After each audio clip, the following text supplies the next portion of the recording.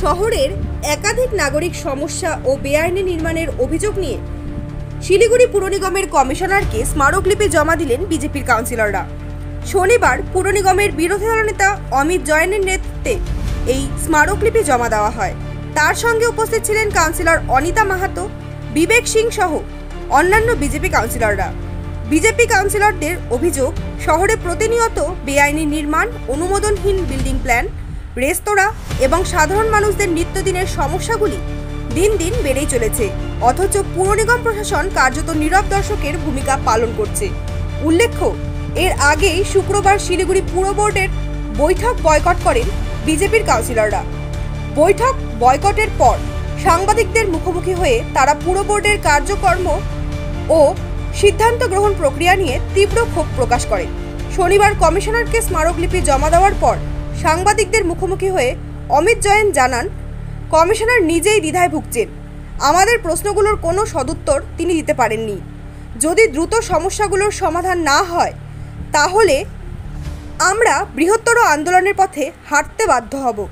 শহরের নাগরিক পরিষেবা, পরিকল্পনার স্বচ্ছতা এবং অবৈধ নির্মাণ রোধে প্রশাসনের আরও সক্রিয় হস্তক্ষেপের দাবি জানিয়েছেন বিজেপির কাউন্সিলররা।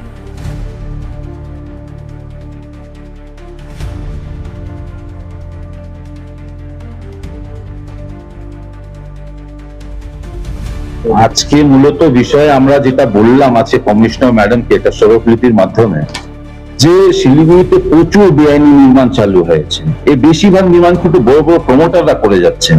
তারা কোনোভাবে অকুপেন্সি অ্যাপ্লাই করছেন না। অকুপেন্সি এই কারণে অ্যাপ্লাই করছেন না কারণ ওর সাথে অনেকগুলো সাপোর্টিং ডকুমেন্টস লাগে, তার মধ্যে একটা ফায়ার লাইসেন্স অন্যতম একটা ডকুমেন্ট। কিন্তু তারা এই ফায়ার লাইসেন্স না নেওয়ার কারণে কিন্তু অকুপেন্সি অ্যাপ্লাই করছেন না। অ্যাপ্লাই করলে কি হবে, তাদের প্রচুর ডকুমেন্ট দেখাতে হবে, বিল্ডিং এর কিন্তু ইন্সপেকশন করতে হবে। তারা প্রচুর ডেভিয়েশন করছেন। এটাও না, তার সাথে সাথে তারা কি করছেন, তারা প্রচুর পিডব্লিউডি ল্যান্ড এবং নালা দখল করে নিচ্ছে। তার ফলস্বরূপ আজকে পার্কিং এর বড় সমস্যা তৈরি হয়েছে শহরে। তারা পার্কিং স্লটে দোকান বিক্রি করে দিচ্ছেন।